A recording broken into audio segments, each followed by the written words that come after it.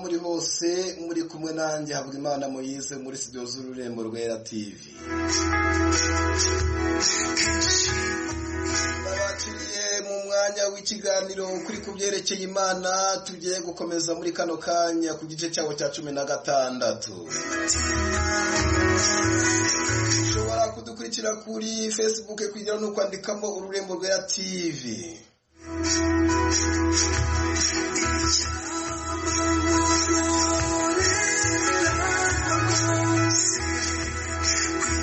Ushobora no kudukurikira kuri Instagram naho kugira no kwandika mu Ururembo Rwera TV 5.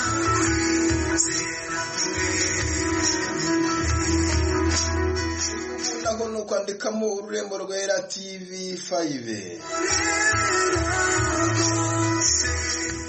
Ko ikiganiro kuri kubyerekeye Imana tugisoma n'ubundi mu gitabo cyitwa igitabo cy'ubwenge bumenyesha ukuri kubyerekeye Imana. N'igitabo niho dukuramo iyi nkuru twise ngo ni ukuri kubyerekeye Imana, kuko n'ubundi igitabo tuyikuramo cyitwa igitabo cy'ubwenge bumenyesha ukuri kubyerekeye Imana. Ndakwakira umwanya w'iki kiganiro mbashimira kuba mukurikira uko bukeye nuko bwije.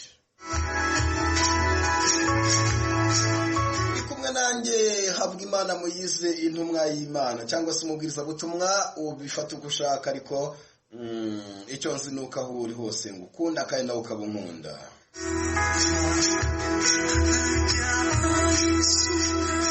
Turaza gukomeza ikiganiro kuri kubyerekeye Imana kugira ngo twihutishe uko igice tugiye kuvugaho ni igice gikomeye cyane kandi kirekire. Reka duhite tuninjira mu kiganiro nyirizina kugira ngo tutaza gutinda.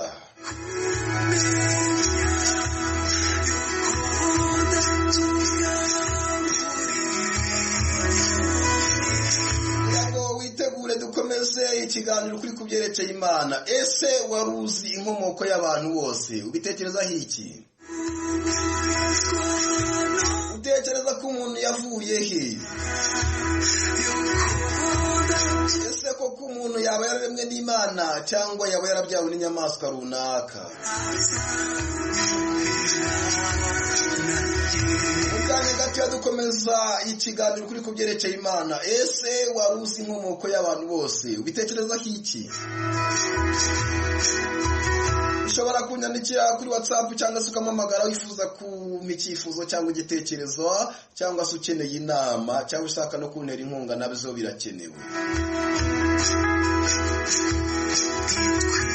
Wanyandikira kuri 07883492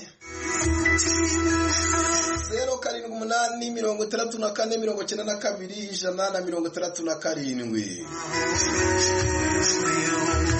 ushobora kumamagara cyangwa se ukanyandikira kuri WhatsApp tukavugana, hanyuma nkaba nagufasha buri cyifuzo cyose ufite. Ese waruzi inkomoko y'abantu b'amoko yose? Ubitekerezaho iki?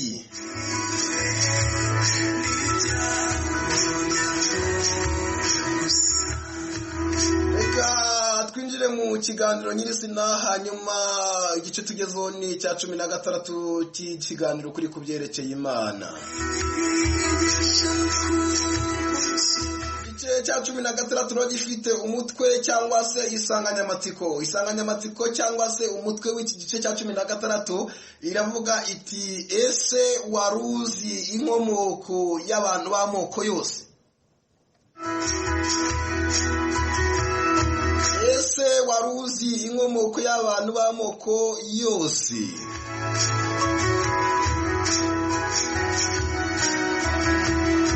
Ni gute umuntu yabayeho?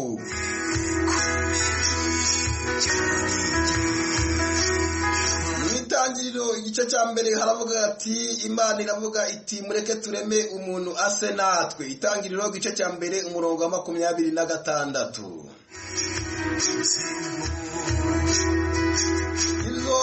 Ibyo byumvikanisha ko umuntu wa mbere wabayeho yaremwe n'Imana.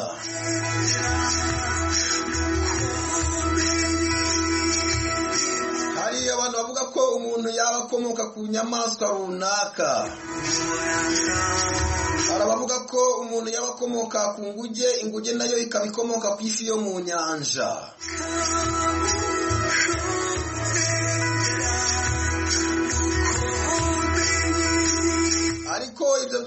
ukubeshya, ni ugushaka kuvuguruza ijambo ry'Imana rurema. Kuko iyo upimye amaraso y'umuntu usanga ntaho ahuriye n'ay'inyamaswa, kandi naho byahura nuko umuntu yaremwe mu mukungugu n'inyamaswa nazo zikaremwa mu mukungugu. Gusa usanga umuntu ateye ukwe kwa wenyine.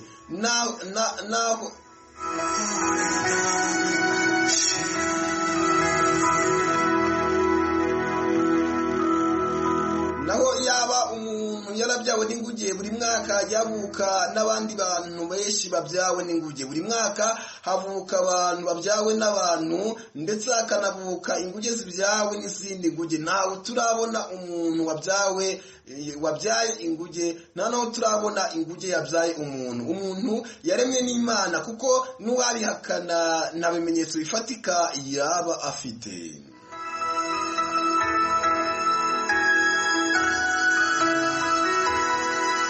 Niki kigize umubiri w'umuntu? Imana irema umuntu yamuremye mu mukungugu, yibumbishije amazi maze imuhemekiramo umwuka wayo. Ibyo bisobanura ko umuntu yaremwe mu mukungugu n'amazi n'umwuka. Ibyo kandi bisobanura ko igice kimwe cy'umuntu yaba afitemo ubumana, kuko igice kimwe ni umwuka. Uko niko Imana yaremye umuntu mu mukungugu n'amazi n'umwuka. Tangiriro igice cya 2 umurongo wa 7 ushobora kuhasanga iyo nkuru.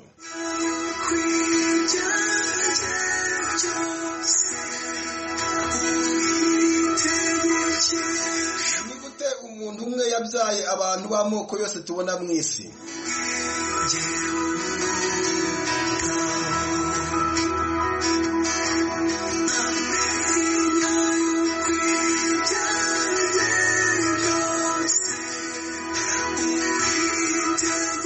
Biragoye gusobanurira umuntu umupfapfa ko ibyo bishoboka, ko abantu bose batuye mu isi bakomoka ku muntu umwe, cyane ko n'amoko yabo atari amwe ndetse n'amasura yabo si amwe.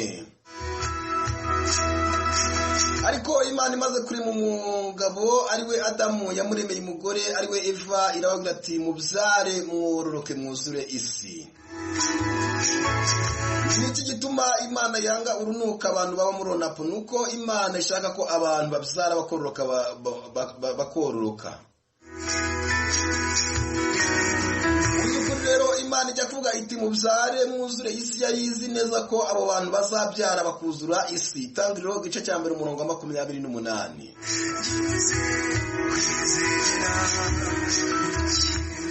Hanyuma rero Adamu yaje kubyara abana, abo bana nabo barabyaye nabo barabyara barororoka, kuko Imana yabivuze.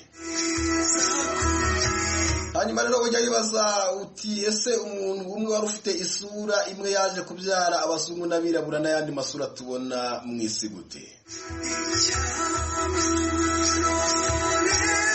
Kubyibaza ni uko wakwibaza uti ese ihene y'umweru kuki yabyaye ifite amabara cyangwa ikabyara iy'umukara?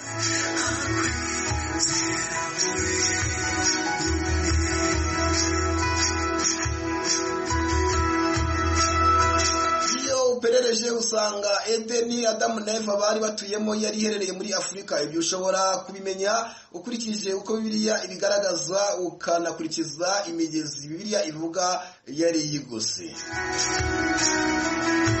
Bizukuri rero nta uzi niba Adamu nyuma yo kwamburwa ishusho y'Imana yarahise asa n'umuzungu cyangwa umwirabura, nta ubizi. Gusa icyo tuzi nuko abari mu isi bose bakomoka kuri Adamu. Iyo ukurikije amasekuru y'uwitwa umurezi wa Yesu ariwe Yosefu, umenya amasekuru yose kuva kuri Adamu kugeza kuri Yosefu. Gusa ntabwo hatubwira ku bandi bana bagiye bavuka ku batari igisekuru cya Yosefu. Ariko icyo Bibiliya igaragaza nuko nabo babayeho bakororoka bakagwira mu isi. Naho uko umuntu ashobora kubyara umwana w'umuzungu kandi we ari umwirabura, ni nk'uko umugore n'umugabo baba ari inzobe ariko bakabyara umwana w'igikara. Kandi ni nk'uko abantu bashobora kubana bose ari abazungu cyangwa abirabura bakabyara nyamweru. Gusa mpamya neza nk'umuhamya ukomeye ko igihe bamwe mu bamarayika bigometse ku Mana basambanaga n'abana b'abakobwa b'abantu, Bibiliya ivuga ko iyo babyaraga abana batandukanye n'abandi basanzwe bavuka, babaga ari banini ndetse bafite n'amasura atandukanye n'ay'abandi bari basanzwe bariho.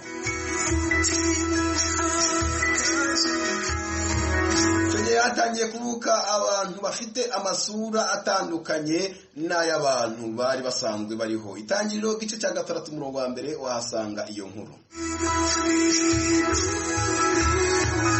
Ni iki kigaragaza ko abantu batari bamwe batuye mu isi bakomoka ku muntu umwe?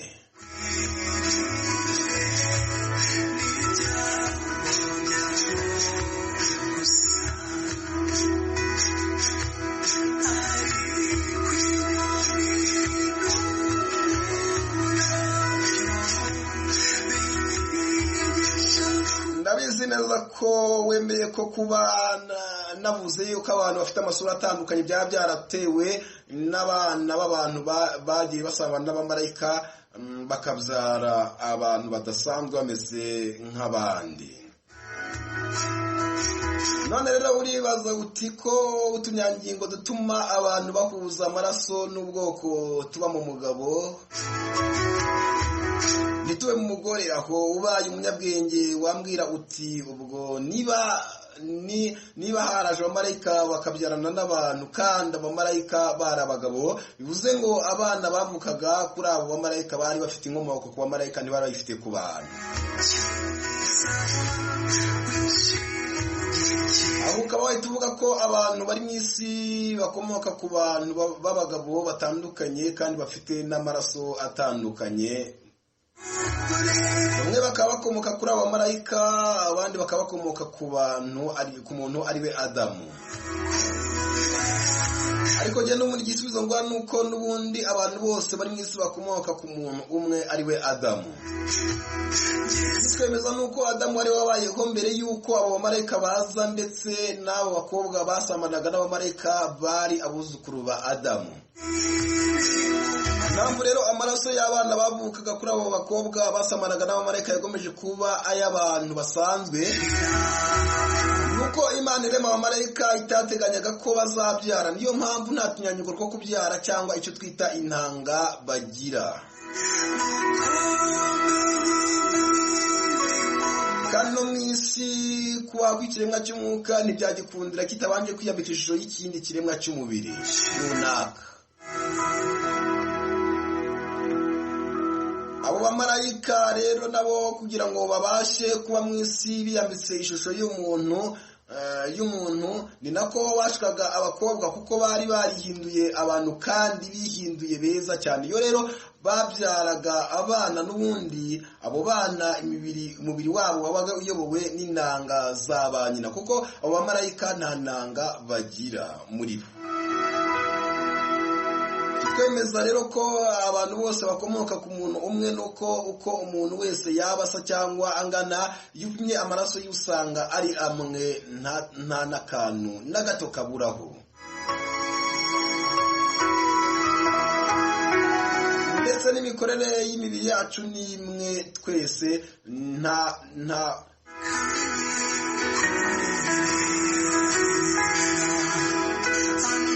tandukaniro ribamo. Twe kwita ku byo abantu bigeze abahanga bavuga, kuko niyo wapima inka ugapima intama wasanga ntaho amaraso yabyo ahurira. Ni kimwe nuko n'abantu ntaho bahuriye n'inyamaswa runaka cyangwa ikindi kinyabuzima runaka. Mugire amahoro y'Imana.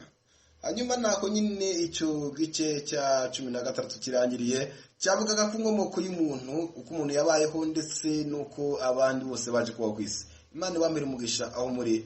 mugubwe neza muri Kristo Yesu. Ndabakunda. Mwari kumwe na Havugimana Moyize muri aka kanya.